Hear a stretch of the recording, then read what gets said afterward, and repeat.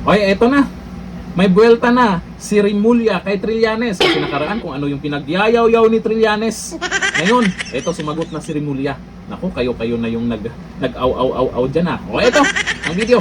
Bumuelta naman si Rimulya kay dating Senador Antonio Trillanes sa payag nitong mas dapat pagtuunan ng pansin ng kalihim ang paghahanap sa mga pugante kaysa magpaunlak ng media interview.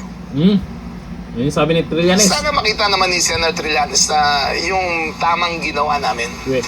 sa lahat ng SunWest na aresto namin, lahat ng DPWH, lahat yan na aresto. Okay. Pero may mga pera, madali magtago yan. Kung siya nga nagtago dati, di ba? Kung siya nga nagtago, di ba?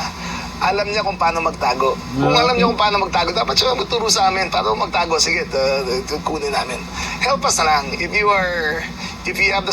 think you have the solution, then be part of the problem solving. Mukhang maganda yan ah. Rimulya, Trillanes. Sasagot din kaya si Trillanes dyan. Kasi itong dalawa, pwede itong maging pangulo. Oo, tama kayo sa narinig nyo. Maging pangulo. Pero itong si Trillanes, ay balita po natin, umatras na. Ayon dito sa balita nakaraan na, ibinahagi ang malungkot na balita. Hindi na siya tatakbo sa 2028 national elections. Si Trillanes, ibinahagi ni dating Senator Antonio Trillanes ang kanyang desisyon. Hindi na umano siya muling tatakbo sa 2028 national election. Eh di suportahan mo na lang si Rimulya para may laban kay BP Sara.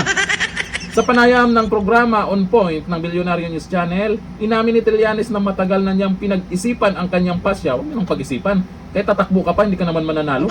Kahit pa patuloy na binabanggit ang kanyang pangalan habang umiinit ang usapang 2028. Ayon kay Trillanes, hindi lamang pambansang posisyon ang kanyang isinasantabi. Maging lokal na pagtakbo ay wala na rin umano sa kanyang plano. Try mo sa barangay eleksyon. Trillanes, malay mo, may pag-asa ka doon.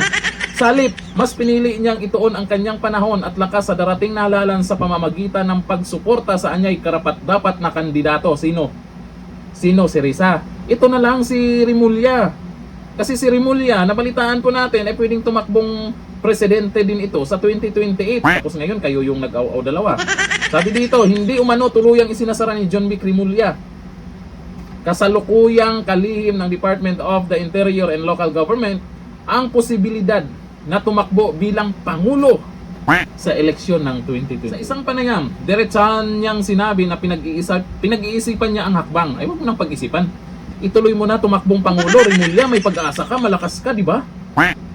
Sikat ka, di ba? Eh, malay mo, tutulungan ka ni Trillanes. Malay mo, madagdagan pa yung boto mo kay Trillanes. Mga 1, 2. Lagpas naman sa bilang ng kamay, yung maitulong niya.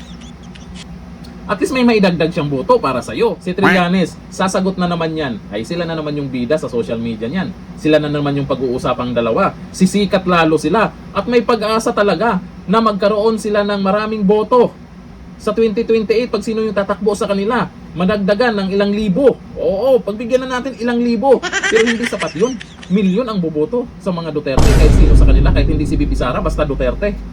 O, ayon dito sa mga nag-comment ha. Sabi ni GR Delgado, Sir, mag-press con kayo, nahuli nyo na ang wanted. Pag nahuli daw, mag-press con daw kaagad kayo. Huwag kayo magaling ha. Sabi ni Mads Ariel, atat na atat pareho eh. Maganda to, simula na yung initan. Ako, yun din gusto din ng mga netizens na itong dalawa ay magpapalitan kung ano yung sa bagay, parehas to eh. Parehas matapang to. Pwede. Kaabang-abang to kung ano yung sasabihin din ni Trillanes. Kaso nga lang si Trillanes, pag natapatan yan, tatameme din yan.